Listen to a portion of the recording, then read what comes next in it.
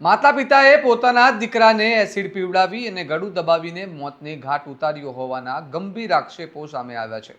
રાજકોટ જિલ્લાના ગોંડલ તાલુકાના ગુંદાળા ગામમાં બનેલી આ ઘટનાએ સમગ્ર પંથકમાં ચકચાર મચાવી છે અને શરૂઆતમાં આ કેસને દારૂના નશામાં એસિડ પીને કરાયેલા આપઘાત તરીકે જોવામાં આવી રહ્યો હતો, પરંતુ હવે મૃતકની પત્નીએ પોતાના સાસુ સસરા સામે ગંભીર આક્ષેપો લગાવતા સમગ્ર ઘટનાએ નવો વળાંક લઈ લીધો છે.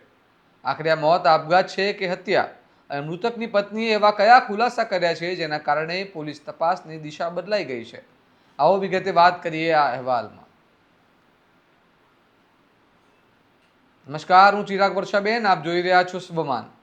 રાજકોટ જિલ્લાના ગોંડલ તાલુકાના ગુંદાળા ગામમાં યુવકના રહસ્યમય મોતના કેસમાં હવે નવો વળાંક સામે આવ્યો છે.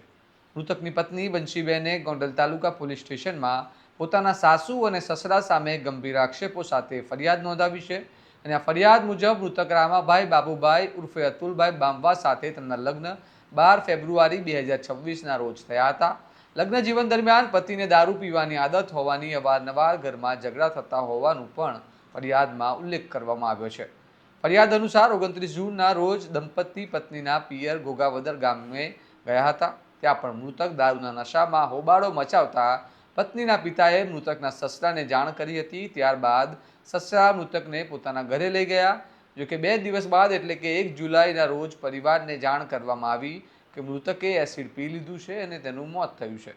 પરંતુ હવે મૃતકની પત્નીએ પોલીસ સમક્ષ જે આક્ષેપો કર્યા છે તે અત્યંત ગંભીર છે. મૃતકની પત્નીનો આક્ષેપ છે કે સાસુ અને સસરાએ પરિવારજનો સમક્ષ સ્વીકાર્યું હતું કે ઘરમાં થયેલી માથાકૂટ દરમિયાન મૃતકને એસિડ પીવડાવવામાં આવ્યું હતું અને ત્યારબાદ ગળું દબાવવાના કારણે તેનું મોત થયું હતું.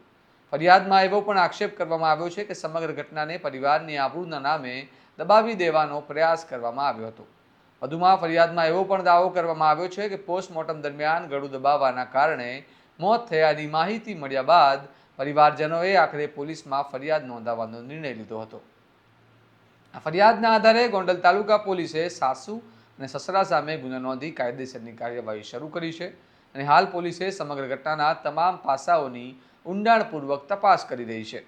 પોલીસ માટે હવે સૌથી મોટો પડકાર એ રહેશે કે ઘટના સ્થળના પુરાવા, પોસ્ટમોર્ટમ રિપોર્ટ અને અન્ય વૈજ્ઞાનિક પુરાવાઓના આધારે સમગ્ર ઘટનાની હકીકત બહાર લાવવામાં આવે. અહીં સૌથી મોટો સવાલ એ છે કે શું આ ખરેખર હત્યાનો કેસ છે કે પછી સમગ્ર ઘટનાની પાછળ કોઈ બીજી હકીકત છુપાયેલી છે?